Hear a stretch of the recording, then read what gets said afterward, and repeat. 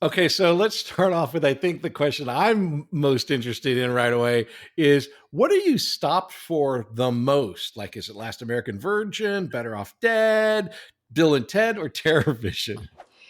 That is a great question because I even thought, well, what are people going to remember me for? Like, what film? And especially today, there can be so many different kinds of audiences, right? Yeah. I always thought that I was going to be recognized most from Better Off Dead. I have to say it's a 50-50 split with Last American Virgin and Better Off Dead. It is a 50-50 split. From the heart of Hollywood, it's the Patrick Labyorteaux Show with Patrick Labyorteaux. It's the Patrick Labyorteaux Show. Patrick Labyorteaux. He's the one you gotta know. Tonight's episode, Diane Franklin. Patrick Labyorteaux Show. He's the one you gotta know. Act 1, Beginnings. We're in Act 1. We're going to start off with your beginnings as far as where you got started as an actor. And I know for a fact, because I saw it, let alone the fact that we've worked together, you were a huge model. But when did you actually get into the business and how did that happen? What's your secret origin? So this is really interesting because, of course, I've wanted to act since I was 4, literally. I was raised on television and I watched TV and I told my parents that I wanted to be on TV at 4. And my parents were German immigrants. So I can tell you right off the bat, they were not pushing me. They were like, what we do with this child? Wants to go to this television. We know nothing, right? Was ist das? Like, was ist das? Das ist nicht gut. What? So they weren't against it, but they were older and they were very kind of open. And I guess, when you start off in the entertainment business, the first thing you do is you ask people around, does anyone know anybody? So it was word of mouth first. And so when I was 4, they did get me to an agent at the time. I can't. Where were you as far as geographically? I was in Long Island. So I can't tell you how legit the agent was. Probably it was a local agent. And they said to my parents, you have to wait till her hair grows out. It was very short and curly, and wait till it grows out and it's nice and straight, like whatever. So they were like, we're not even going to Spoiler alert, that wasn't what happened. Got to time travel. But what happened was because they said that, I never forgot. So from the age of 4 to 10, I took dancing lessons, I took ballet, I took some singing. I moved, like I just did all the school plays. I stayed interested in it. And so when I hit 10, I didn't forget. So how did I get into the professional business? By the time I was 10, I was like, I want to be on TV. I want to do this. And like, you promised, right? You promised that when I turned 10, we could do this. This is what happens when you have a stubborn child, people, right? Child does not forget. And that is when my parents, started asking more. And we started first, I think we got an agent and we thought we had to pay them. So we learned the hard way. You don't pay an agent to get you auditions. Then like maybe 6 months later, it was like, oh, wait, like word of mouth while we were doing that, meeting people and other actors saying, no, you got to check this person out. So the first agency that I got with was named Marge McDermott. And back in New York, she was a modeling agent. And she got me so much work. So I started professionally acting at the age of 10 to about, let's say a lot of modeling from that to like 12 I did fashion shows in New York. I did a fashion show in Waldorf Astoria. I did a fashion show on 6th Street outside. They had like Fashion Week and Women's Wear Daily. I did. Now, I'm not from New York and I'm not from the modeling world, but I got to think that this was right in that middle of the Brooke Shields and all those modeling renaissance, or like it was a whole thing in New York at that time. Was this the world that you were in? Yes, actually, to tell you the truth, which was fascinating, Brooke and I did modeling when we were at that age, from 10 to 12. She's a little bit younger than me. So we wound up working together, and I worked with Lori Loughlin. We did modeling. Wow. And we all started started with that base. And there were other Uh-huh. I remember a model named Heidi Lance and Felice Schachter, the Schachter sisters. And Felice Schachter, she yeah, was on the what, Facts of Life at yeah, one point. we did Yeah. modeling together. They flew us to Florida to do modeling at the Doral Hotel when we were like 13 or 12. I know, isn't it? These words are just coming out of my mouth, and I'm like, oh my gosh, I remember that. And we did, but that is where I learned my work, stamina, my ethics, my discipline. Mhm. Right. Because modeling requires you to stay still, to pay attention, not like you can't just check out. And it was a great discipline. I attribute it also to like soap operas. That's great training. It may not be what your dream is as an actor, but boy, Right. is that good training, you know? Well, I mean, soap operas, obviously you start in a soap, but you have, when I just talked to a friend of mine who's been on Days of Our Lives for like 20 years, the amount of dialogue and the amount of camera setups, well, not camera setups, because they'll do an entire scene in one shot, Yeah. but your blocking is so complicated in order to get all that stuff done. You have to learn all that stuff quickly. And you have max 2 takes, max. I mean, like they Yeah. want to get it done on the first shot. So you better flow. Like you got to know what you're doing. If you mess it up, well, they're moving on. And if you mess it up, they also go, oh, well, that person's not capable of keeping this part. We got to replace Right. them. So you got Just recast her. Yeah, you I was fall on into an 6 months. elevator shaft and you come out a blonde. When I teach my kids the acting thing, one of the things I talk to them about are energy bands. It's like far as knowing what your energy is going to be compared to the other actors, and also to the size of the camera lens that they're working with. Is it a master shot? Is it a 2-shot? Is it a close up? When you're doing your modeling, were you learning what you looked like with the camera to better like adjust as you would work? You know, I think that is a very, very, very smart point, because a lot of the stuff that I do today, I think was based on my modeling, which was also like, what's interesting too is I took ballet before. So Right. ballet taught me to isolate parts of my body. So you can relax this one, but you can tense the other part. Oh, cool. Okay. Yeah. Ballet helped modeling. Modeling helped me with all the other works. It gave me a sense of like, okay, what works on camera? If it's too much in your face, then it's distracting.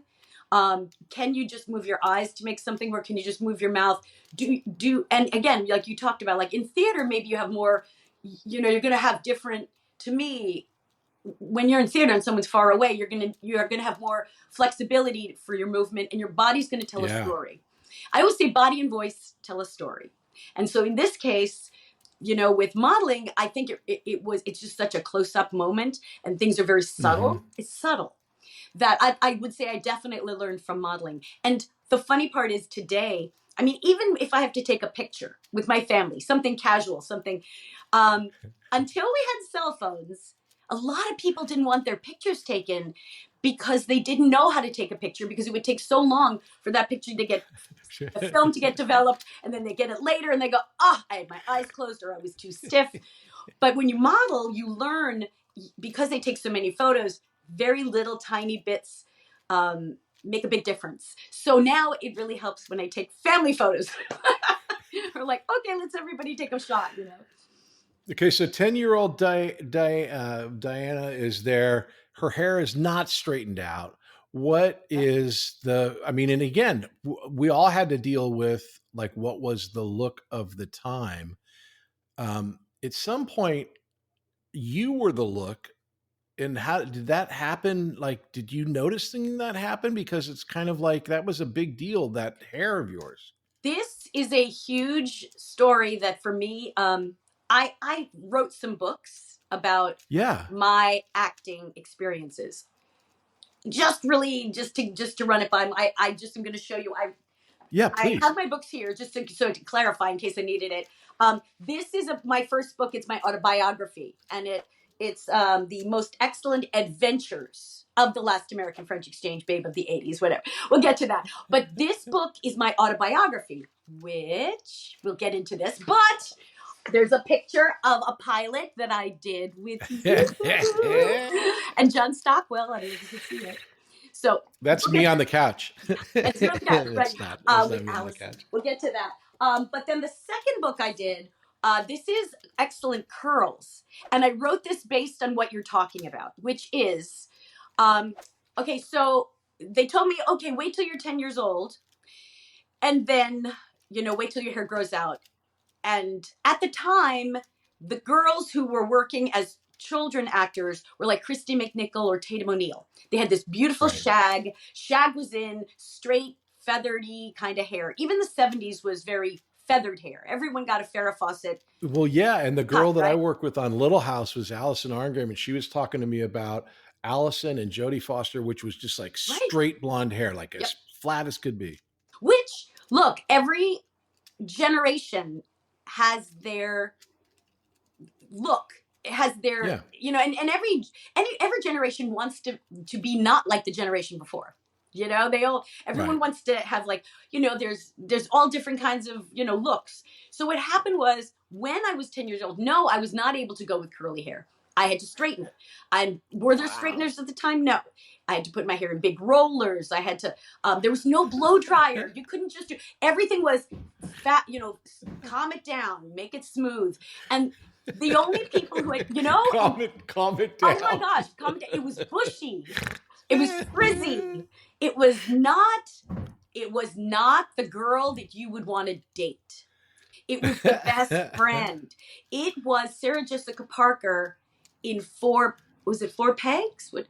Square Pegs. Square Pegs. Yeah. Square Pegs. Yeah. It Her was and the, Amy it was Linker. the girl who was like, okay, she's the nerd, or it was, so what would happen is, yeah, there were girls with curly hair, but that wasn't the girl that everybody wanted to be like. And so Right. for 9 years, I was looking for the curly girl. I would have to say, oh my gosh, the girl in, she had beautiful hair, but she was still not the good girl in Carrie. What was her name? Oh yeah, I think you're talking about. She was married to Steven Brian De Spielberg. Palma. Um, Amy Irving. Amy Yeah, Irving. Amy Irving. Yeah, exactly. You guys are very similar when you get down to that type of hair. That look of Yeah. So Amy Irving, I saw her in Carrie, and I was like, oh wow, there's finally. I mean, I was really looking for it. Where finally a girl with curly hair, but she was older. Like she wasn't really Right. young curly, and she also was not the good girl. So to me, it was like it wasn't until I did the film The Last American Virgin, which is what you're talking about, which is Yeah. what this book is about, how that transition happened. And what happened then was the beginning of ethnic beauty. Dark hair, dark eyes, curly hair, and that hit hard. And after that, It was like that year's version of Thank you. Jennifer Aniston and the Rachel, Yeah. where it was all of a sudden that was the thing. people were getting perms, and I was saying, wait, what? Wait, no, wait. Now you want my hair? And my agents, managers were saying to me, no, don't straighten your hair. And I was getting lead after lead after lead because it was, I always say this, you as an actor, you know your craft, you do your work, and you want to work all the time. But the Right. world has to be ready for you. And when it's your time, the world will open up. But if it's not your time, you could stand on your head. You could think, I'm a terrible actor. What did I do? But it's not you. It's about servicing the world. So whatever the world is doing is kind of where the kind of employment you get. And as an example, if you're not the look, well, maybe you do voiceover, or maybe if, you do theater. There's always an avenue of some sort. But as an actor, rather than going to yourself and saying, oh my gosh, I must be terrible, which all actors do. All actors say to themselves, Yeah, of what am I course. doing wrong? Or what else can I? Yeah, there are things you can do. But I would tell you, if it's not your time, and this is what happened for me growing up, Right. I spent all my time working on dialects, working on ballet and dancing. And you know what I mean? Like you learn your craft. Well, it's a very time. different. You have to make the distinction between I guess the profession of acting and the skill of acting Yes. versus the success as an actor. Yes. As a producer, and I think because your husband is on the other side of the Yes, screen. he is. When you're hiring people, Producer, yeah. you're hiring them. I've called in 1,000 of my friends to read for a part, and as soon as my buddy will come in, I'll go, oh, he's not right for it. And I'm not judging him as an actor. I'm judging him for he's not right for the part. So like you're saying, it's Yeah. like timing and geography of where you are and what you're doing. But you remember your friend. You remember that person if he does a good job and he commits, because then you go, always, oh wow, I want to find a part for him, but this isn't it. I will audition, and I had auditioned people over and over. There's one guy we auditioned for the show for 6 times where he just wasn't right for the part until the final audition where he was right for the part, and then he got hired. But you get called back because they know you're a good actor. Yeah. So the professional part, whether or not you're a good at what you're doing, obviously is important. Yeah. But the other part is like, you might as well just go to Vegas. It's a crapshoot. Yeah. We'll be back after these messages. Hey there, my name is Patrick Labyorteaux, and I play an actor on TV.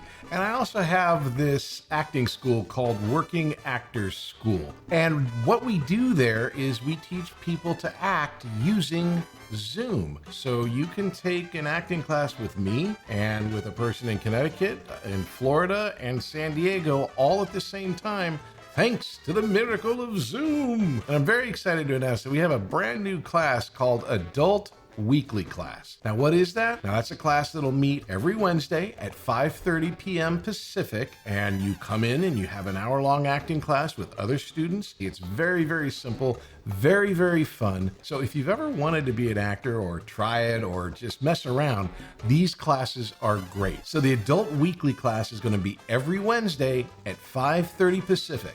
Now, come and check it out. It's going to be really fun. Go to workingactorschool.com. Check out the website. You can sign up for the class there. If you need any other information, there's a phone number and an email on the website. You can get it there. And we would love to have you come and try. Talk to you soon.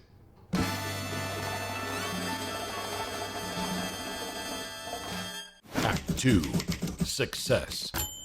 So you're doing the modeling, and then you have this like unbelievable run in the 80s of just, you worked for like 7 years straight. Let's go through this, because you start on The World As the World Turns. Then the next big thing I see on the IMDb is The Last American Virgin, of course, which is a huge hit. Throughout the rest of this, I also want to get your impression, because you're in the middle of it, of 80s women sex pots or sexy, where I don't know what the technical term of it is, but during the 80s, objects. girls was it objects? Yeah, no, I think, okay, great. Object or ingenue, or I know, Yeah, where it's like victim. For a lot of the 80s was a big deal on just TNA and Right. a part of the business. And it wasn't looked down upon in as much as like it was weird. It may have been uncomfortable. I mean, I did a few scenes where I'm, with a girl in her underwear, and I'm like, I don't know what to do. She didn't know what to do. Right. That's right. I never even thought about the guy having to deal with that too. That's another thing. Yeah. Yeah. I mean, it's just sort of, obviously it's weird for everybody if you're just being humans about it. I mean, if you're being weird about it, that's a whole nother conversation. But so you got The Last American Virgin. It hits, like you were saying, it hits guys in a really weird place, because it's really like a gut shot for that movie at the end. You do not see it coming. Please walk us through your experience with it. And then when you do these movies like A Last American Virgin, during those 80s, you were doing a movie, you didn't think it was going to hit, you just did them. And then this one hits. So kind of walk me through the whole experience. All right. That's all. Good question. And I love it because, I've done a lot of interviews, but I don't usually get that. And especially as an actor, you understand what we go through, as people. There's a difference when you really have to bring it, So first of all, again, I didn't have any connections in the entertainment business. When I got that interview for The Last American Virgin, there was those parts. Now you talked about a TNA stuff. They had not begun yet. Virgin was the first one. And when we saw, when you look at that script, yeah, I guess you're right. From a generation which didn't have that, and also because it was a young teen. Now, I didn't see it as a teen. Who wrote it? Was that Boaz Davidson that did that? Or was Boaz that Davidson, another? yeah. And so this guy's written 1,000 things. He's been around forever. This was Last American Virgin was a remake of a movie called Lemon Popsicle, which was an Israeli film, and it did so well.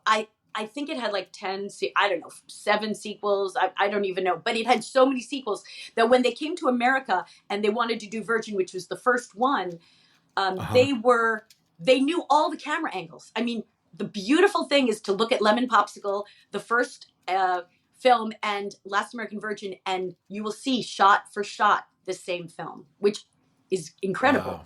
It's incredible. I mean, it's just an amazing thing to watch. And I've actually done like comparisons because it was this a canon film? Because I mean, I know those guys were from Israel. Okay, so that explains it. So they had a lot of experience. They're doing a sequel in America. But now, what was your introduction to it? Well, you have to remember, first of all, like European films at the time were much more loose about sexuality and nudity. Mm-hmm. They had a different attitude. American culture, when Virgin came up, it was the same time they did Fast Times at Ridgemont High. And I remember when we did Virgin, we were very much aware that film was coming up, and that was kind of like hitting at the same time. Virgin started first, but that film was right on the heels of it. And so when people got those two films together, it created a generation. Like now it's like, okay, this is about nudity and sex and teens, and it was definitely a new world. Also, now I know that film originally got an X rating. Did you guys have any issues with that? They got an with the X ratings rating? board? Originally they did, yeah, and it was part of the pool scene where Amy Heckerling wanted to show some guy nudity too because it was awkward, and they just said no. Wow, they got rid of the X rating. Yeah, that is amazing. No, I never heard that, and we never had that either. But okay. When I got the script, yes, it felt, when I saw the script, it felt more pornographic in a sense, from American perspective. But from a European perspective, it was like, well, what's the big deal? And for me as an actress, I knew that this was an opportunity for me to get my foot in the door, whereas another person maybe for somebody else who had more credits, maybe they didn't want to do nudity. I don't know what their deal was. Maybe for them, that might have been not a choice they would have made. It was a combination. So before you went in to read, you're aware of the commitment to nudity and everything that had to be made. Yeah. And you had to come to terms with that before. Yes, okay. And I asked my family, I said, how do you feel if I did this? I was very much like, I know that this is something, that I want to do. And the other part of the story is, for me, it wasn't just gratuitous. There was a deepness to it. So for me to play that character, I was like, okay, for me to get a lead and to play that character, I can bring my acting into it. So, again, that's another thing. A lot of actresses at the time in the 80s, a lot of them did what would be considered gratuitous nudity because they wanted to get their break.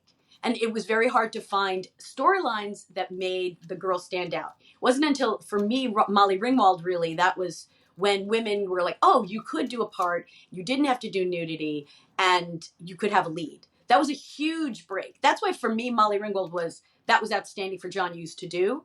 But until that time, it really was, you had to remember, how do you get people into the theater?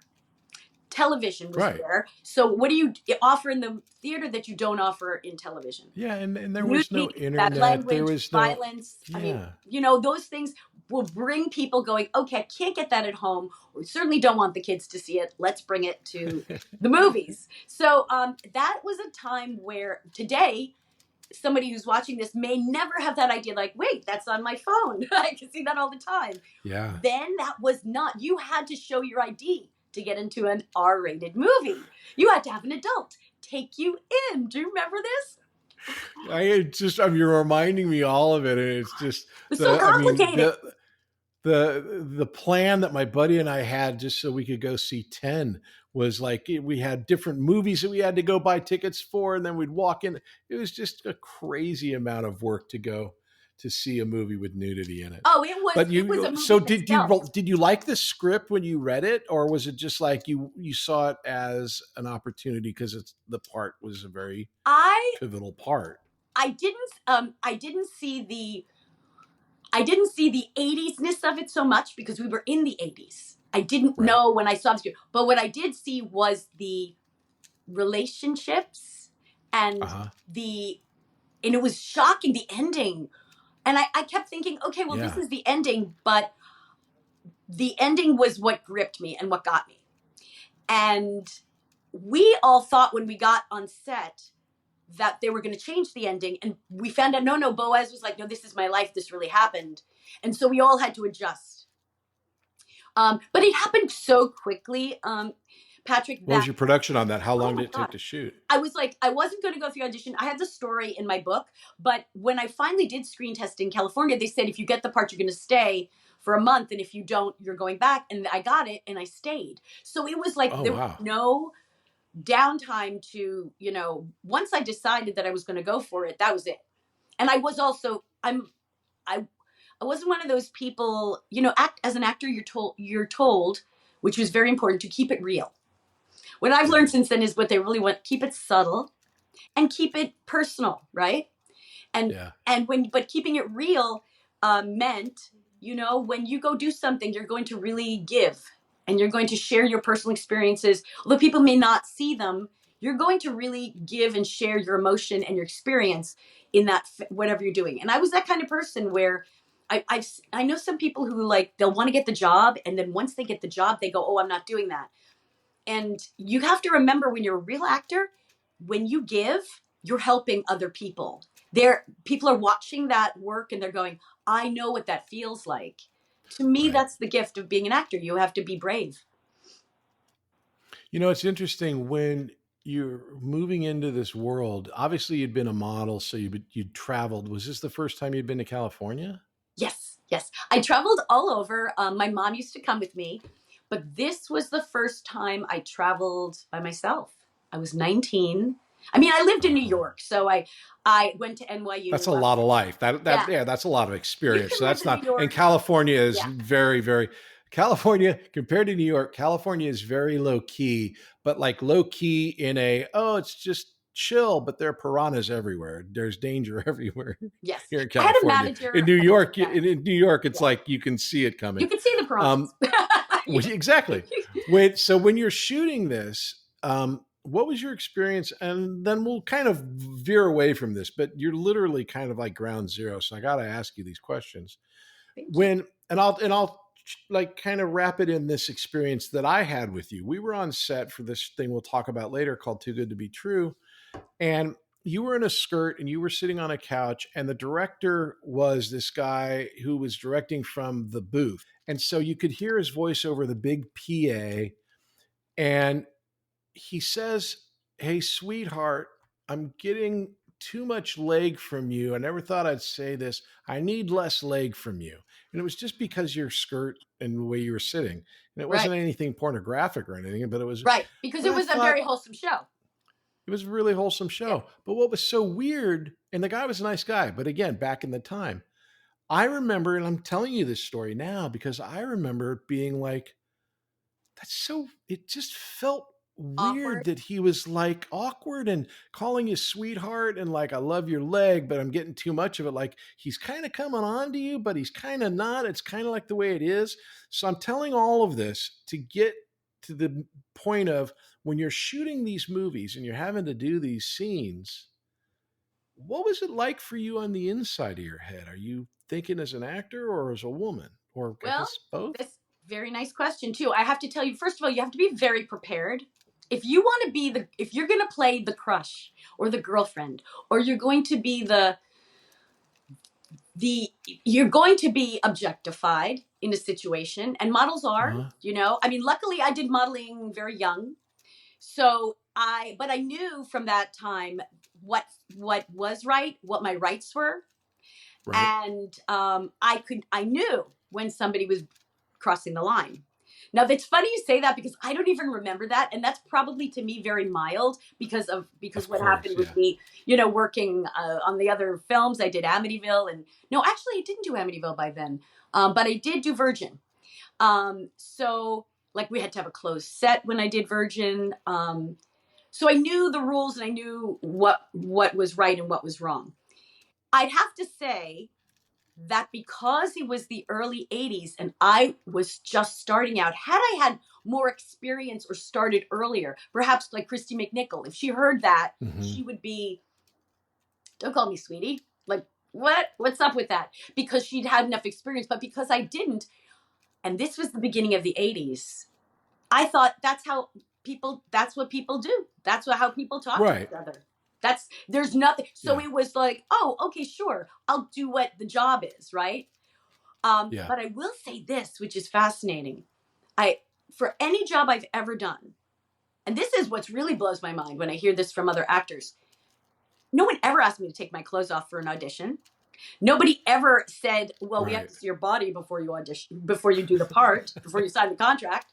No one ever came on to me for a project. I've had guys ask me out.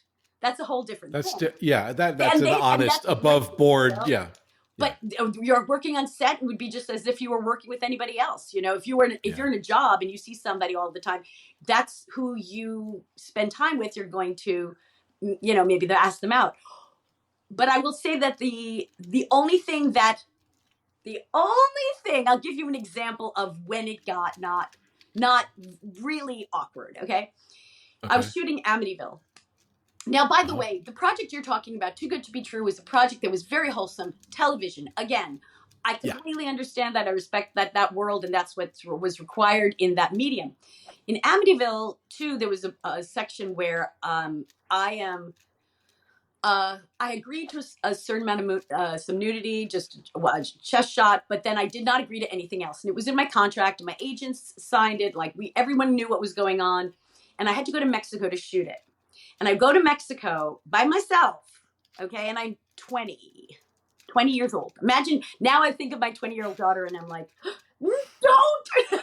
But I have to say I really am very I know Going to my kids, Mexico, contractually obligated yeah. to have nudity. Yeah, like right? Like okay, like believe me, like okay.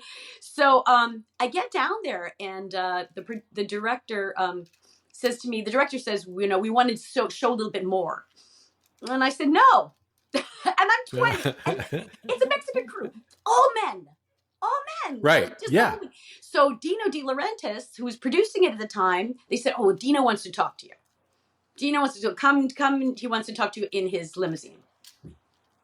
Okay, fine. I mean, the confidence that I had, I look back and I'm like, wow, it just was like, okay, sure. So he says, oh, you're very beautiful and we want to get this shot. And he starts telling me all these things. And I have to say, maybe it's because my parents were European. I was very comfortable with the conversation to say no. Because I was like, and I wasn't Right. offended. And because I understood that kind of sensibility. So I was like, Yeah. sure, I understand. You think I'm beautiful? Terrific, great, good news. Wonderful. I'm happy for you. I understand what you're doing. And no, with a smile. You know what I'm saying? So right. Yeah. I think that is what I have to say is my advantage in those situations was that I didn't take offense by the way the business worked. I just knew how to hold my ground and I was not going to do it. And they were very I knew they were trying to get other shots I didn't know at the time they did. They tried to get them, but to make me look like I had less on. But I want to say that in any of those cases, it is the responsibility of the actor to be mature enough to handle those kind of situations. You do not want to put For sure. yourself And outside of a yeah. legally illegal situation where you're being forced to do something, the reality of the 99% of the things I've ever worked on have been on the up and up, and even the 1% is just idiots that don't know what they're doing. I'm so glad you said but that. If everything is on the up and up, you can talk to them like real people. But I did a movie where I strip down to my underwear and I'm just in my tidy whities and I get shot and then I fall on the ground. And so it's like for a guy, that's about as nude as you're going to get That's right. in a movie. And I know my experience was I didn't feel any weird predatory eyes on me because I'm some dude. But again, Yeah. it's got to be a little different for, that's why they close the set and why they Yep. have all of this. So you do this movie, The Last American Virgin, you film it, it's a whirlwind, you go through it, and then it comes out and it's like this big hit. And how did that, what was the experience for you? I didn't know it was a hit. I didn't know. All I knew in this, I so appreciate you saying that, because really, I had no idea.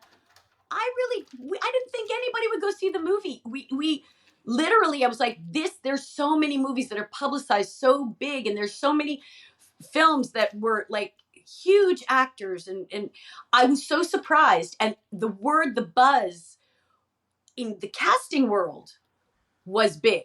Like I heard, like all of a sudden I had all these auditions that they couldn't get me in for, and all of a sudden in the business aspect of it, people knew who I was. They knew my name. But I was so surprised that so many people saw it. In fact, Savage Steve Holland, who did Better Off Dead, he saw that film, and that's what gave him the idea to have me come and be in Better Off Dead. But I think he originally kind of wanted me for Beth. But then he didn't see me coming in with the whole idea of, no, I don't see that at all, because that's not who I was. I acted that, you know. Right. Yeah. So interesting. You know, it is the luck of the draw. Lawrence was the name of the guy that was working with you in the Last American Virgin, right? Yes. Lawrence. If you show me a still from Last American Virgin, or show anybody, if they know the movie, I'm sure they recognize you. They don't recognize him. It's just the way sometimes it works. So on a professional level, where I'm heading with this is when you leave Last American Virgin, you're kind of like, after all the work you've done, all of a sudden you're the, for lack of a better term, the it girl. Wow. You get all of these auditions.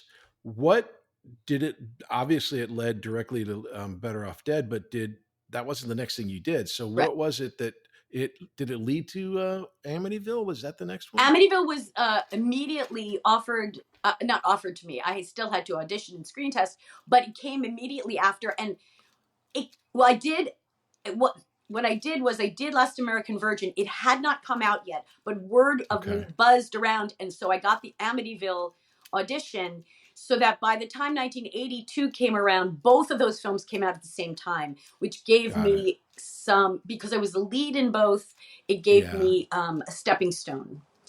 And you got to remember, for those of us who weren't alive, which we both were, the Amityville Horror was a huge surprise independent movie hit with yeah, it was like this movie that came out of nowhere. So Amityville 2, horror was disrespected at the time. Horror people, which is too bad. I think horror is one of the biggest reasons for movies, because you can do drama and comedy in your real life. The horror is like, doesn't really exist for the most part, sadly. But we can all identify, and it's like, course. You don't need language to understand screaming and running. Like that movie will transfer all over the world, whereas comedy is regional. You got to understand the humor. Not everybody finds the same thing funny.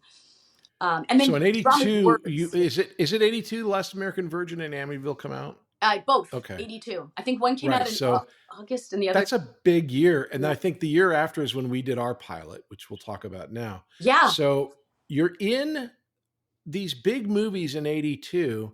At that time, I remember our agents would tell us, if you're big in a movie, don't do TV. What was your thought about doing Too Good to Be True?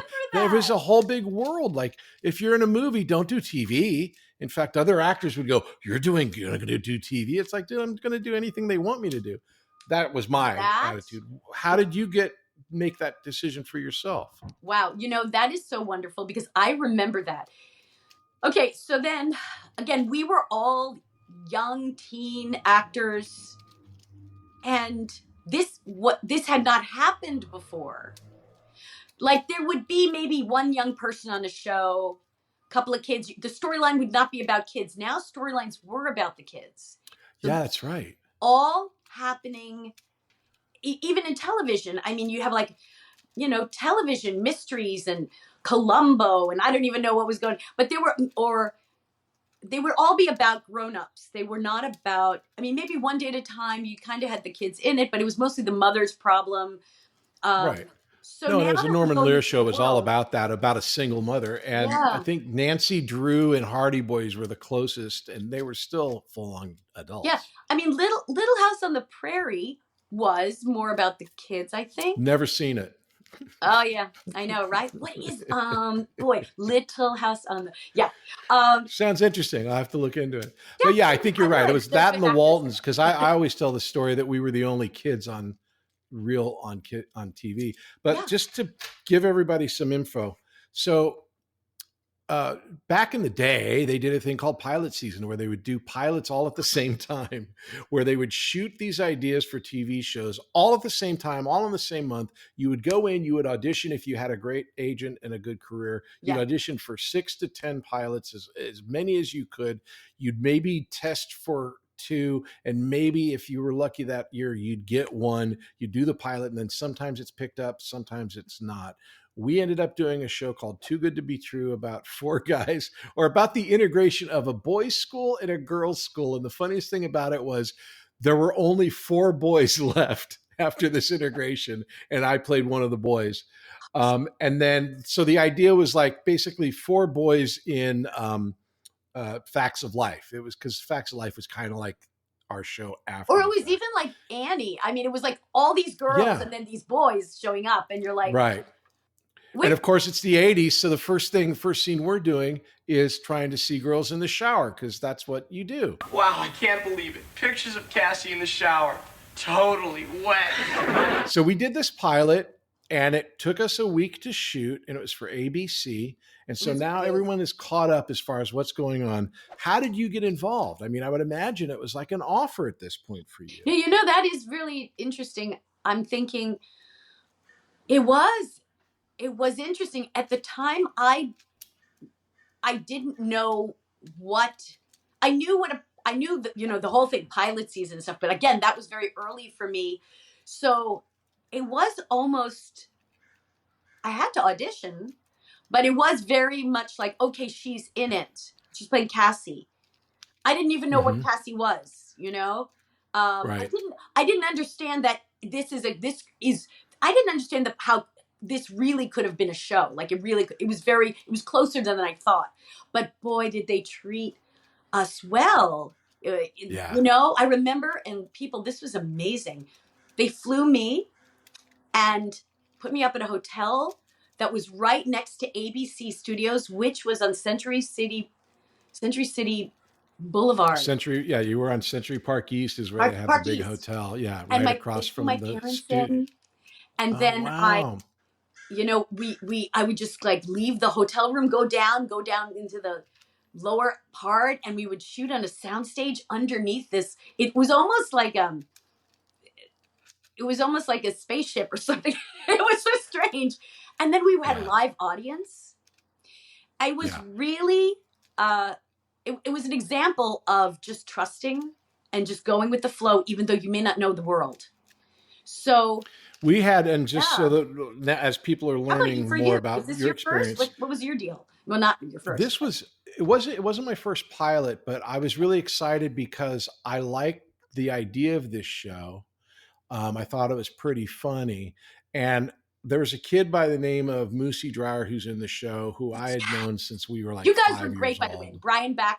Thank you. Brian Backer, who was also in Fast Times, who played what's his name in Fast Times, but he played the nerd in Fast Times. Yeah. John Stockwell, who later went on to direct and have a great career. He ended up being in Top Gun as well. He was in it. Sarah Buxton, who became a soap star. Cindy Herron, who started a little band called En Vogue. And Allison Roth, who I don't think acts anymore, but she was amazing. She's back in acting. She's back. Oh, good. Okay, excellent. Because she was really good. And then we had Diana Muldaur. Yes. And Reed Shelton, who, you know, started Daddy Warbucks on stage. Oh, and then the B something. B Richards.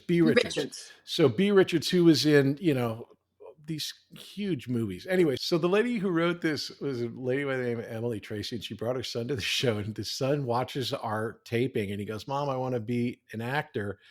And that kid is Lucas Haas, who went on to be in Witness and a whole bunch of other movies. And it was like because of Wow. our show. He must have been very little So when he saw that. That's amazing. he was tiny. He was like 6 or something. I mean, it wasn't like he was, a professional.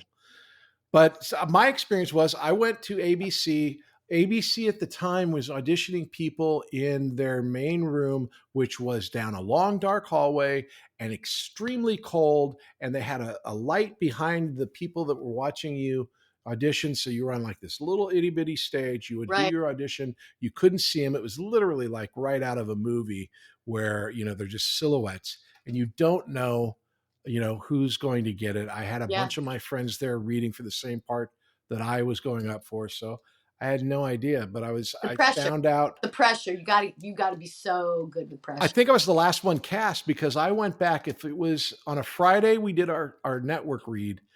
You wait over the weekend, no one calls you or anything. Then I get a call on Monday saying they want to see you one more time. I go out to ABC.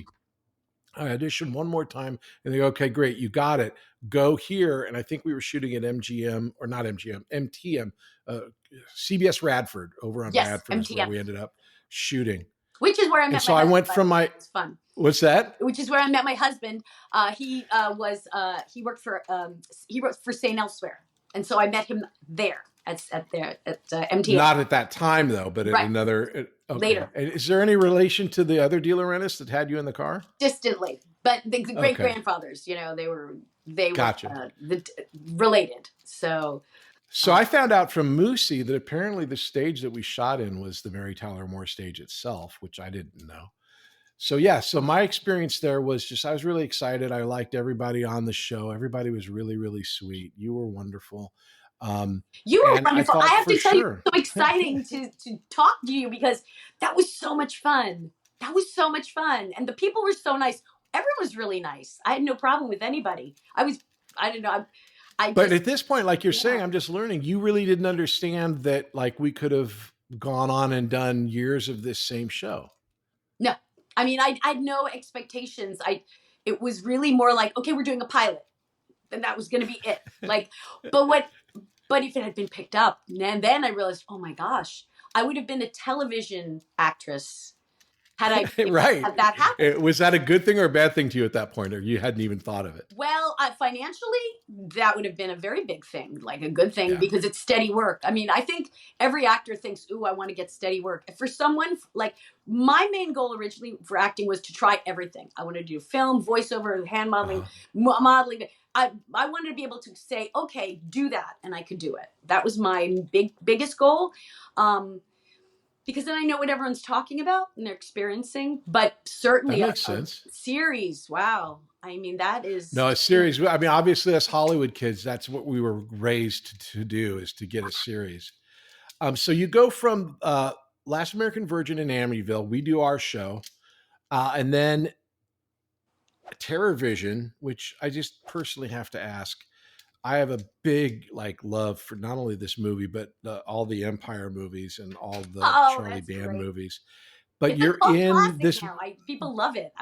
It's a hilarious movie. It's fun. You're hilarious in it. And you work with the amazing Garrett Graham. And I just don't know what type of dude he was in person, but I'm such a big fan. He's wonderful. What was he like? Oh, Garrett. That's great. I mean, that was what was so interesting is we all got along really well. Nobody was off-putting or anything. Garrett was great, and he worked beautifully and seamlessly with Mary Warnov. I was excited to work with Mary because she did Eating Raoul, and to me that was... And her and Paul Bartel were like kings of the Concord or the Corman Film School, and they just did amazing work. They were just so cool, and we got along great. And Garrett, I'm telling you, he was so seamless and he was so relaxed and he was so funny. He's just funny, really funny. And the thing about that film in particular is we all understood the humor and we knew that it was over the top Well, if you it look at the really- monster and it had to be practical, there's no way that that's a scary I know. movie. It's always going to be a scary, funny movie. Yeah. And your wig, I'm imagining it's a wig, was insane. It was insane. It was great. It And I was was bigger like, oh than my your God, it's head, like a punk like rocker. 5 times larger than your head. Yeah, it was huge, just like this giant thing. So, if you haven't Now, seen there's it, one other thing which I can only talk to you about. I can't, in any of these other interviews, there's not going to be a reason for it. So my wife and I, obviously, I don't know if you do the same. Maybe you do, because looking at your eyebrows, my eyebrows grow really crazy and I have to trim my eyebrows, right? yes, no, this So year eyebrow there's people. there's an actor that my wife and I identified years ago who has crazy, crazy eyebrows. And so we refer to my eyebrows when they need to be trimmed. She goes, your Remsons are getting kind of over the top. Oh, Because you're of right. Burt Remsen. And Burt Remsen had he had cultivated this look where his eyebrows were like halfway up his forehead. He was also in TerrorVision. Yes, I'm so I glad had you to share said that. that. I just totally got the reference. Yeah. So, okay, so then we're going on and you're having this really excellent career, pun intended, and you end up in Bill and Ted's, which, again, to set the table, I had just finished summer school and it was at a point where every dude, including my brother and I, who knew another dude, were reading for Bill and Ted together. It was like the big thing that you needed to go in on an audition. Was De Laurentiis involved in that one? That's a good question. So Dino De Laurentiis originally had the rights to it. And from my understanding, he didn't understand the humor. Because again, humor is regional and, in Italian, maybe it doesn't translate. I don't think he understood. It's very, it's very, Spicoli, It was very Californian. Yeah, I mean, obviously California. we got it because it's based in San Dimas. Yeah. I remember Gary Riley, who was in summer school, he says, De Laurentiis is doing this movie. Do you want to audition with me? And I'm like, I don't know. I think, and I ended up auditioning with my brother.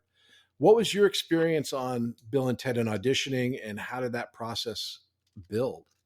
I'm glad. It's so funny you say that because, I came in after Bill and Ted were cast. Way after. I think they did a lot of the other casting. I didn't even know that was going on. I didn't know that they were casting so many Bill and Teds. I love the fact that they were searching for Bill and Teds. That's amazing. And then the only thing I heard was once I got the part, later on, as we were working, I heard, Keanu's up and coming. He's like the up and coming guy. But I didn't really know his work, and... This is not me because I love Keanu. I know. But when you work with him, kind of were you in the back of your head going, this is the up and coming guy? Because I'm sure on set, he comes across pretty laconic. I can't imagine, because the camera sees stuff that we don't see. Well, what was so funny about Keanu is he pretty much stayed Ted, which was fascinating. Because I didn't really when we were he'd be like, hi, nice to meet you. He was kind of more serious when he met me. And then when we would shoot, between the takes, he and Alex would be kind of Ted-ish. So they were goofing around and they were messing around and they were trying things. And Alex would be trying to tell the director, hey, what if we did this? And what if we did that? So it was kind of funny because we all sort of took our parts, but for my experience with Keanu is when I saw him, he was more Ted-ish. And here's the amazing part. I don't know if you know this, but just this August, I saw Keanu for the first time after almost 40 years. And what happened? How'd you run into him? I went, there was a Dog Star. He's in a band called Dog Star, which is a great band. And he was playing locally. And I thought, oh my gosh, I'm going to just go and see. I'm going to go see it. And then I'll ask afterwards if he wants to say hi. And I went and I asked, and he came out and he was like, Diane. And he was so nice. And I was shocked. I was shocked that he even remembered, because it was so long ago. He totally was like, have you talked to Alex? Come on, you got it. I mean, I hear that. Amazing. That's really sweet. It's really sweet, but of course he's going to remember you. I was then, okay, I'm a fan. We're down. Let me ask you, because I don't understand when they do these. They just did Face the Music, the third movie, and your character's in it, but they didn't use you. And I'm like, well, it's got to be on your schedule or off your schedule, because why in the world wouldn't you're a great actor? Oh, So oh, do you know what happened there? Or well, certainly even from Bogus Adventure, we thought we were going to be playing our characters again. We thought we were going to come back. Everybody else came back. Missy came back. We're like, why wouldn't they do that? Or why wouldn't they just create different princesses? Why didn't they create an Egyptian princess or a French princess? Or like, why does it have to be our parts? It was so insulting. And Kimberly and I were very upset. And when it came down to Face the Music, were the princesses in Bogus as well? Yep. And we were, but they replaced them. And so what they did is every time they're replacing it. Now, when we replaced it the second time, we thought, oh, well, that's just because they switched directors, and we were told it was the director's choice. But by the third time, we said, we'll fly out on our own dime. We'll be there. We were much more about the nostalgia. Like, oh my gosh, fans, because they didn't see us in the second one, are going to flip out if we come back. And they didn't want to do it. And then they were like, well, maybe you want to do a cameo, but they didn't. And so that's so lame. I mean, I got to just say it like that, because it's keep it calm. Because I thought, you know what? People will, in a series of groups of films, people will always go to the original. So I thought, okay, at least we're in the original and people will remember us. But it was very uncool. It was not triumphant, and it was bogus. Okay.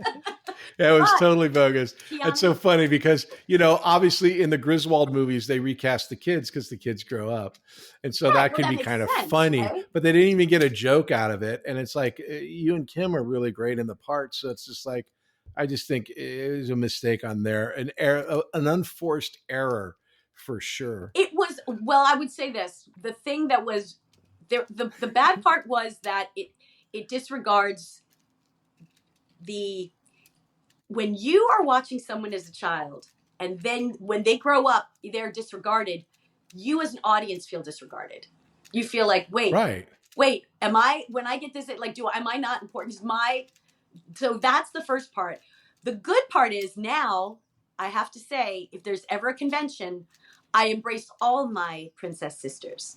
And we will have the most triumphant time if we ever do a convention where all the princesses come. We'll be back after these messages. Hey there, my name is Patrick Labyorteaux, and I play an actor on TV. And I also have this acting school called Working Actors School. And what we do there is we teach people to act using Zoom. So you can take an acting class with me and with a person in Connecticut, in Florida, and San Diego all at the same time, thanks to the miracle of Zoom. But we also teach kids. We have a great class called the Youth Weekly class that's every Tuesday at 5:30 p.m. Pacific time.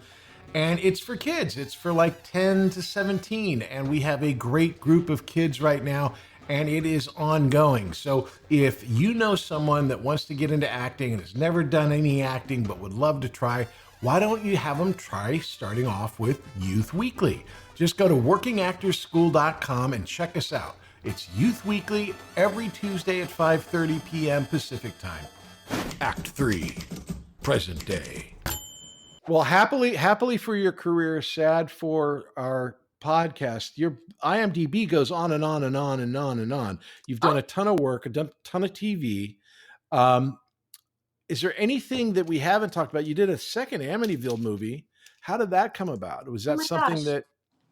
Yeah, I'm so lucky. I'm so fortunate.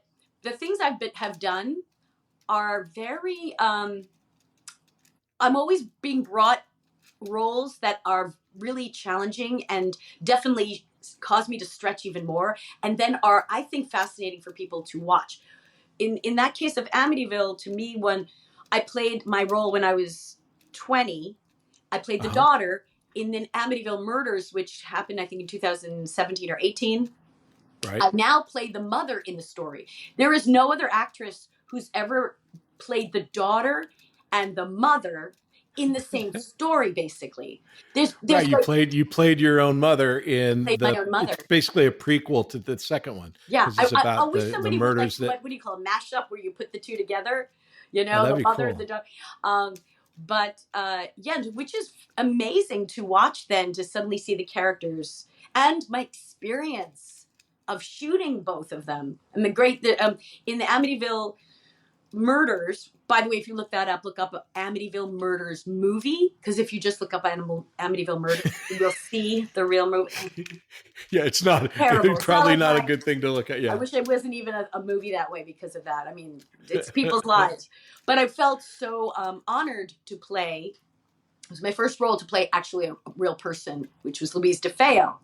So to me, to play those characters, to play her, we did, the behind the scenes for the Blu-ray and stuff. That was really interesting because my experience playing the mother was completely different. And I had to have a different headspace to play that character than I did playing the daughter. So that was very cool.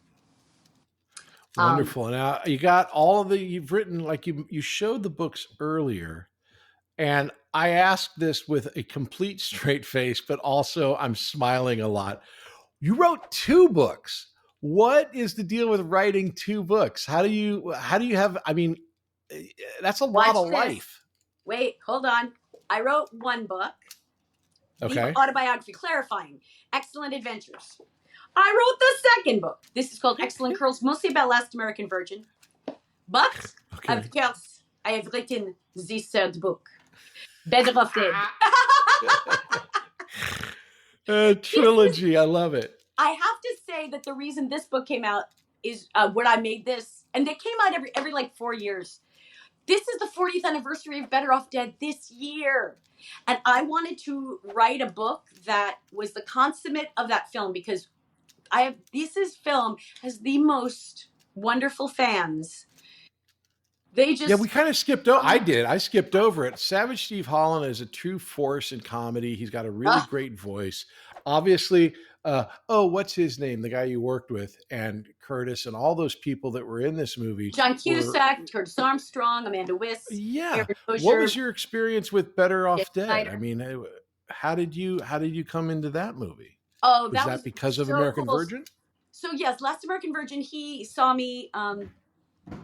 I guess he remembered me, and it was so funny because when I had finished a film that I shot in New Zealand, and I came back and I get the Better Off Dead script, and in this New Zealand film I played a French girl, and when I got the script I thought, I wonder if they know that I can do a French dialect, and I was so confident about it that I was like, I want this part. I want this part of Monique.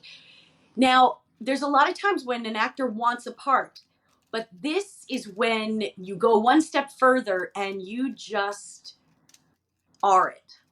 And the same thing happened in TerraVision. You just are. I walk in, I listen first. You listen to what the director wants.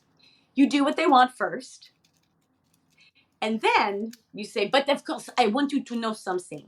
I can do this part too. I want to audition for it. I know you don't think I'm right, but we are going to do it. Right? So like all of a sudden, like you let the director do what it is, but then you go and say, no, this is important. And he and the producer laughed so hard. And it's just kind of taking the moment into your hands. But you take the role into your hands, but it's not to get the role.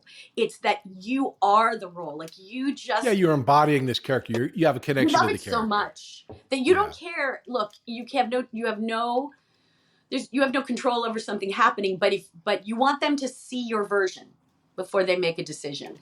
And that was it. And because Savage was like, how am I going to get people to fall in love with you because you were so horrible in Virgin? So even he was thinking, you've got to be a bad girl. I did a movie of the week called Summer Girl. I played a bad girl. And then like in my soap opera, I played a bad girl. I never knew why people would, I was like, why are they making me the bad girl? I'm so innocent. I know nothing. I don't do drugs. I'm like, I was like that way. It was so weird. But I think, that's how you... Well, you had dark hair. That's right. Dark hair. That's the bad... In the 80s, that's, Sexy, and so, serious. Just curiously, when you're working with Savage Steve Holland, what do you call him? Steve or Savage or what? Savage. Okay. That's a rock and roll lifestyle I would love. I did call him Steve, but then it was always Savage. That's what people called him. And he was so... Was that because of his kind of auteur comedic ideas and, vision? Was that movie, and is it any different working in that environment than other environments, or was he just a... Every movie you do, the director sets the tone. Okay.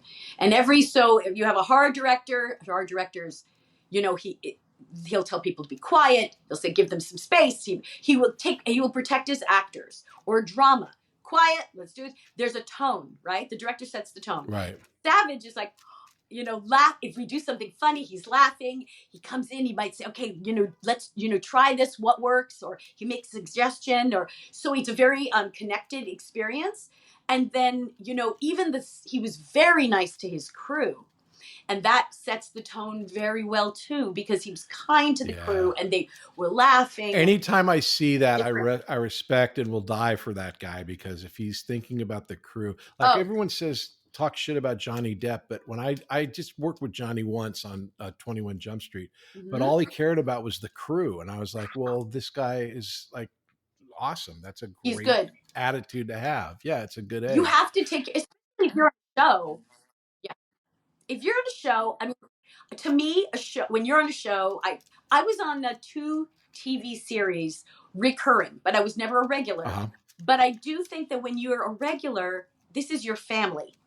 Everybody's in your family, your crew, your director, people. Some people are coming in and out. Maybe directors are going in and out, but your main group acts as the family. And you need to, what I found every time I worked on a show was people made me feel welcome, because now I was coming into their family and they wanted me to feel comfortable. I have to say that was one of the things I learned about series show, people being on a series.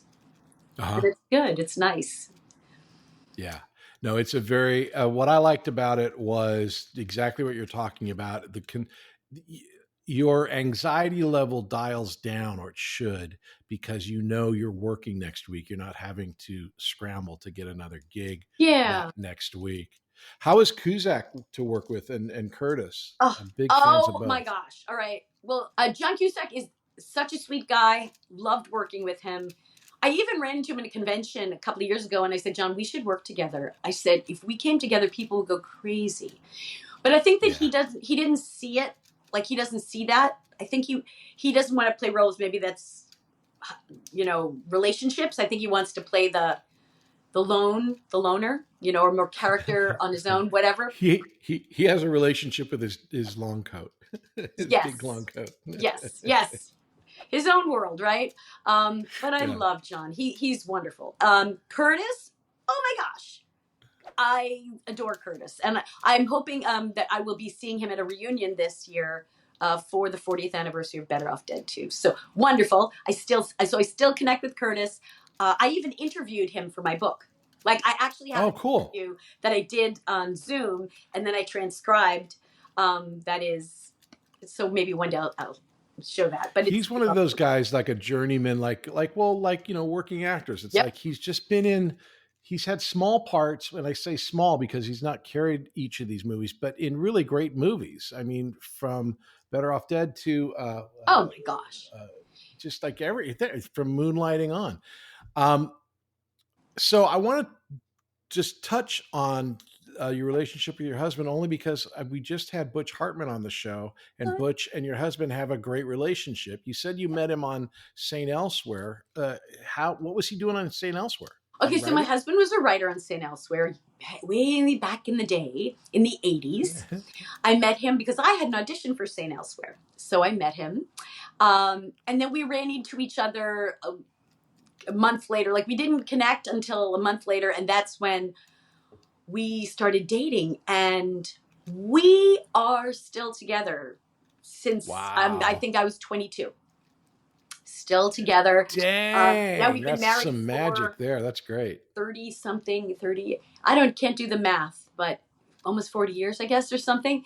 But he makes me laugh. He's awesome. To me, like, how we got together was I always say, you have to, when you want to get in a relationship with someone, like, dating is one thing. Dating's like window shopping. Yeah. right? Ooh, I like that Right. dress. That dress doesn't fit anymore, but what about this? But relationships are about a little black dress or a little black skirt that goes with everything. So to me, That's I good. want, you need something that can wear with anything. And to me, what was my little black skirt or my dress was, I wanted somebody with, who could make me laugh, who was, had a big heart, because that counts for everything. A big heart covers everything, a lot of Yeah. area. And then somebody who calls me on my stuff. I don't want them treating me, putting me on a pedestal. I don't want them talking to me like I'm their baby. I want straight with me, because then our communication's good and I can handle it. Maybe there are things I don't want to hear, but I can handle it. So, well, it seems like it's worked. I mean, it's like check. been That was 60 years since you guys have been married. Yeah. How does he go from like on camera to writing with Butch? I mean, that's to do animation. Yeah. So he was. Yeah, actually, I mean, he wrote. It's a hard way to write. Writing animation is difficult. Yeah, he was actually. He wrote for Harry and the Hendersons. He was on that. He was a staff writer for that show, and he got into animation. I had someone that I knew that he was able to write an animated pilot for them, and then I guess from that he really liked writing animation, and it was a business that was. It was a business that was not considered like, oh, you don't just write animation. Like how can you just do that as for a living? But my husband's very smart, and he said, you know what? I bet I can. And he just made it happen. And then he met Butch, and they hit it off so well.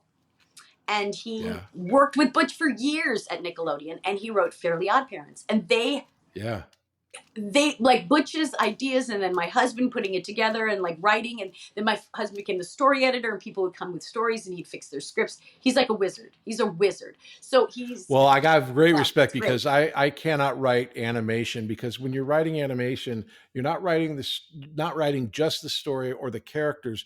You're creating the visual experience in the script as well, so that all the artists can take that and make it, usually it's like, if you're writing a regular script, it's like interior courtroom. Right.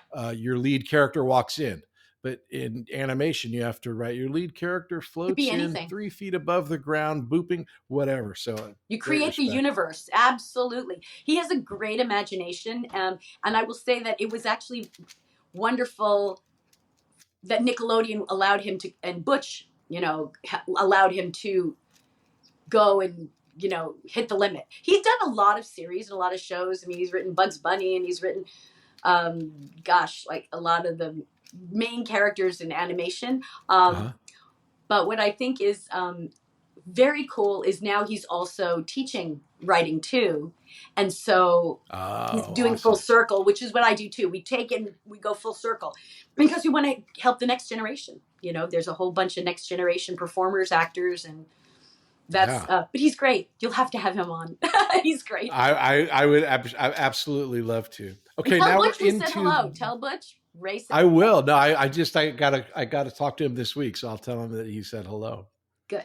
We'll be back after these messages. Hey there, my name is Patrick Labyorteaux, and I play an actor on TV. And I also have this acting school called Working Actors School. And what we do there is we teach people to act using Zoom. So you can take an acting class with me and with a person in Connecticut, in Florida, and San Diego all at the same time, thanks to the miracle of Zoom. Now, besides classes, I also offer a one-on-one session. It's an hour just between you and me working on a particular piece of material, whether it's for an upcoming audition or maybe you're working on something and you need to have that breakthrough moment.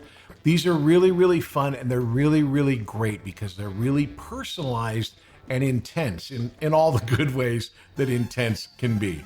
So if you're working on something, if you want to break through, if you want to have a one-on-one session where you're not working with other people, this is the way to do it. All the information is in the classes page on workingactorsschool.com. Act 4, questions. So we're into the questions. These are going to be really easy because they're all about you, and you know all these answers. So the first one's called That's Showbiz. What's the most Hollywood moment in your life? whoa, that's so amazing.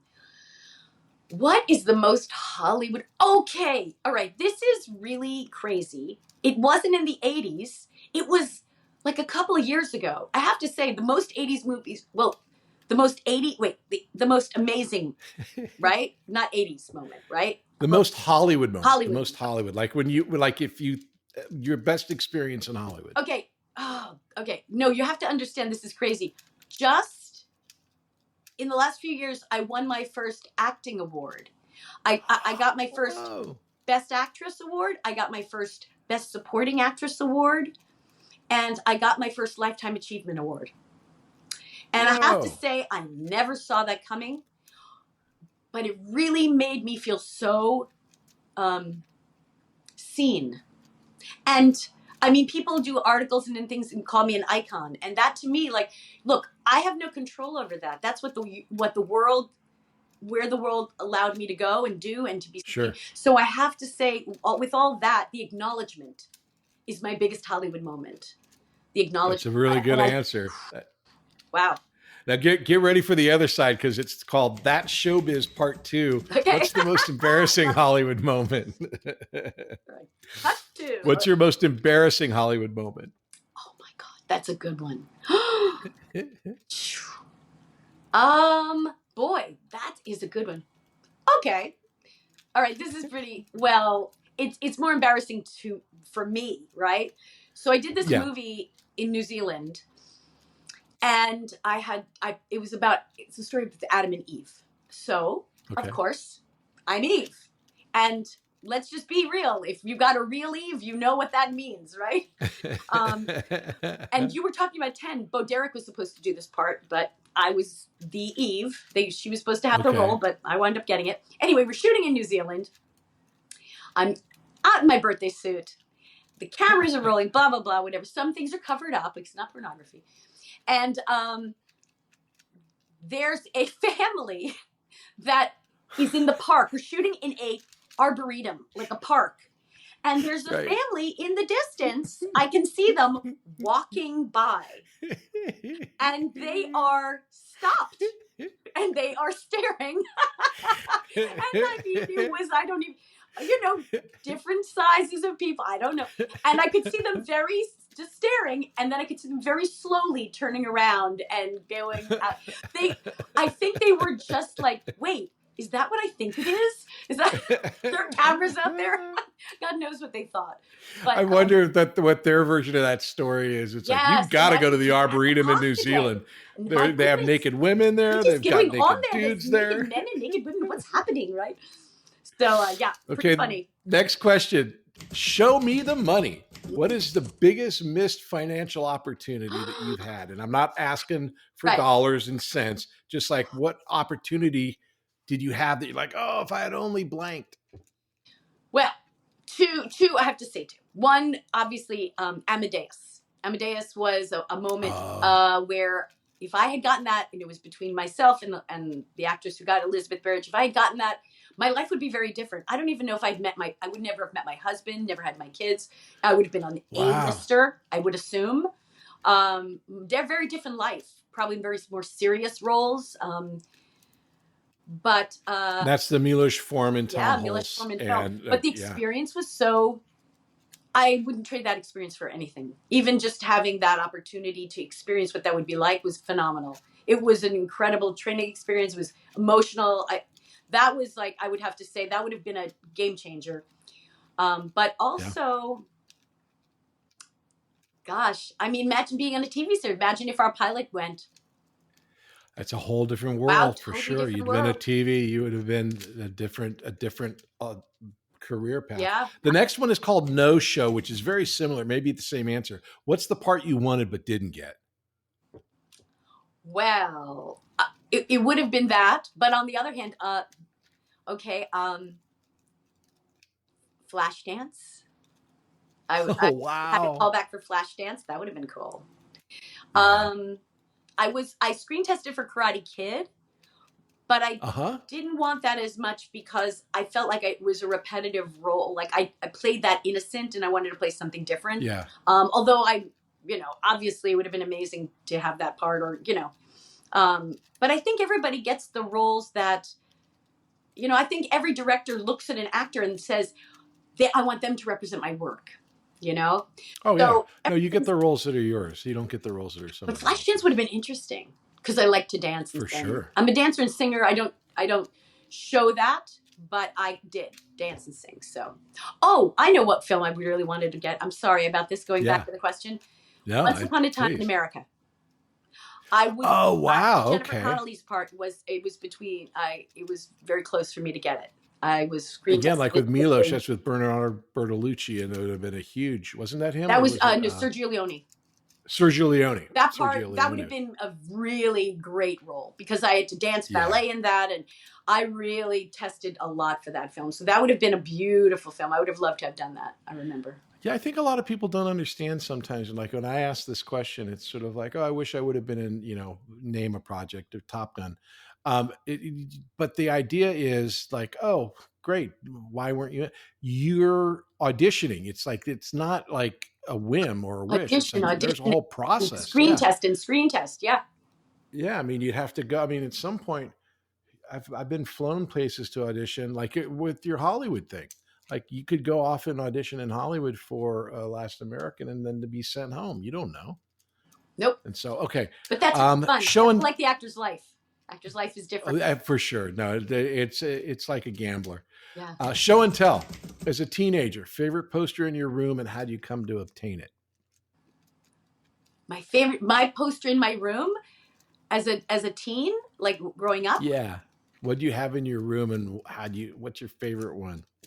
I didn't have posters in my room. That's so weird. Maybe a Peter Max poster. That's the only thing I can think of.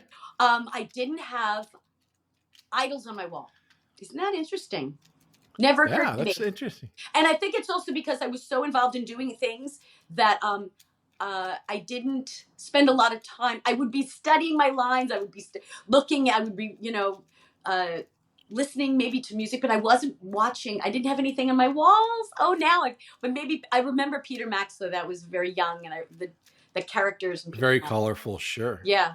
Okay, 2 more questions. Showdown. What's the best performance you ever gave and the worst performance you ever gave? Oh, that's good. Okay, worst performance to me was, I think maybe toilet paper commercial, smart, soft and pretty. I was really over the top. Or, I don't know, even maybe I was a little too sexual for a toilet paper commercial. I don't know. I was very, I don't know. I was very sexy very early. Like I just had I had a vibe, I wasn't afraid. And I think maybe that was, I think, too sexy for that commercial. You should not have deployed your sexy powers in a toilet commercial. Yes, exactly. Toilet paper. Stop it. What was my favorite role? Gosh. So there's so many interesting. I love Better. Well, I'm going to be very specific. Not favorite, best performance. Best performance. Like, what do you think you gave your best performance? Because you can name a great time you had, but maybe not be your best performance. Okay. So,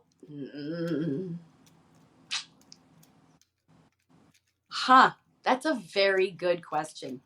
Because I've got so many different kinds of things. Like, I mean, as an adult, I did a movie called Waking Nightmare, and I think I would have gotten an award for that film. It's on Tubi.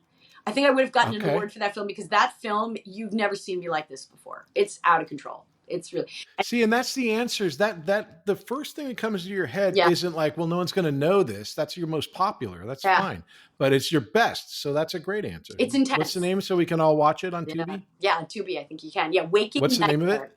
Waking Nightmare. It's an very indie horror film, but the casting with the guy who the directors who cast me, they were really ballsy to hire me for that. I was very impressed that they trusted me to do that. It was pretty cool because it's not like anything I've ever done before. So interesting. Yeah. Okay. Next question. Show me some love. Okay. What is your favorite performance of mine?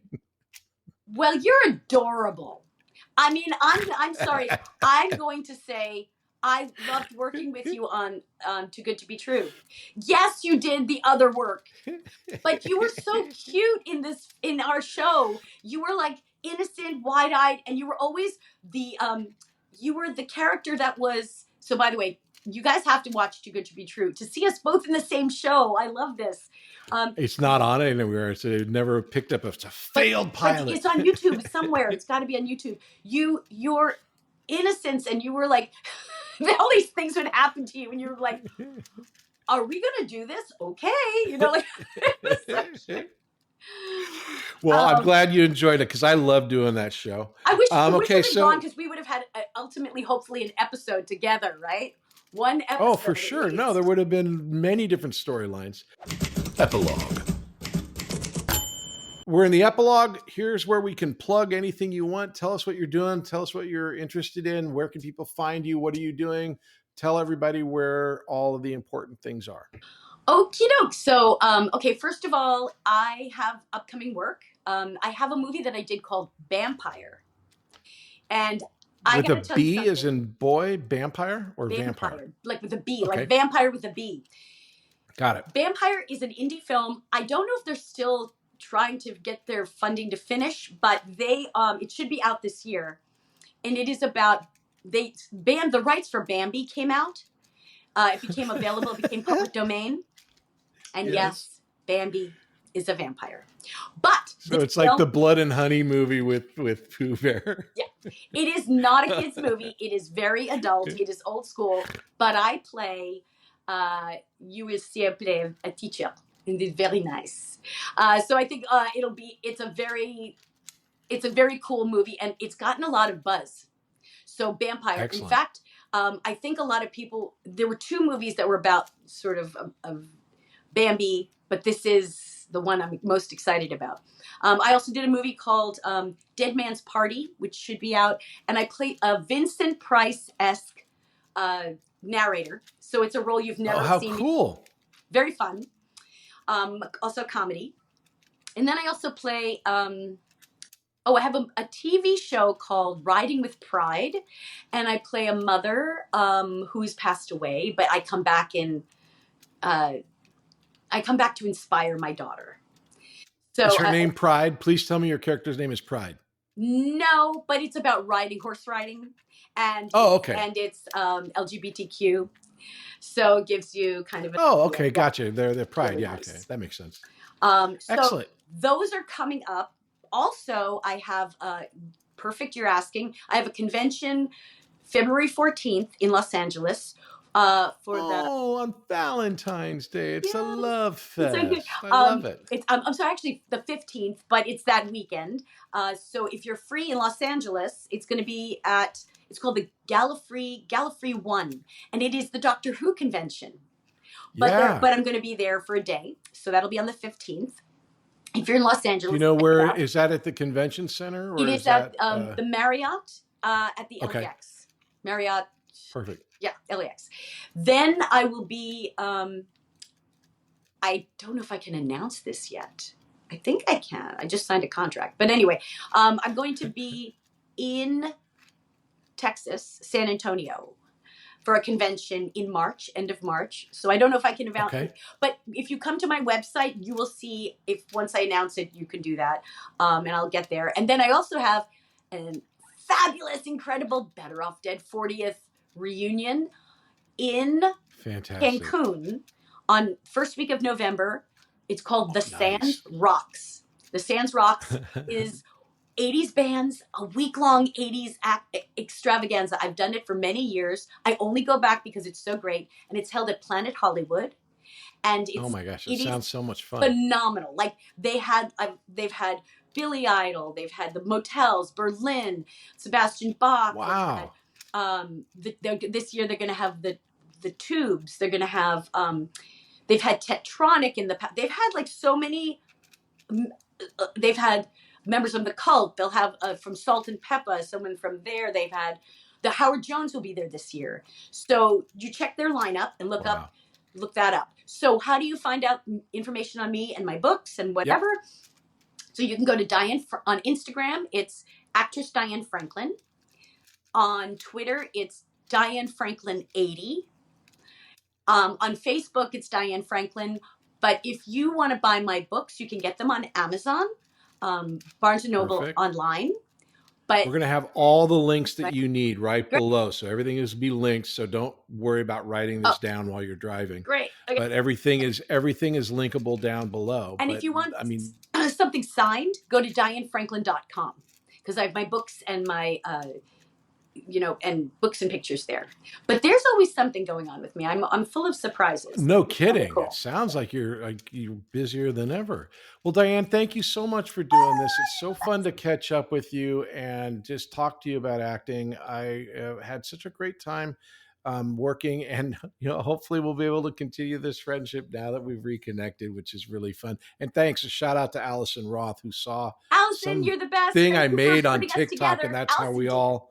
She brought us together. How we all got together. So thank you so much, Diane. All right. Thank you so much. Have a great day. It's the Patrick Labyorteaux Show. Patrick Labyorteaux.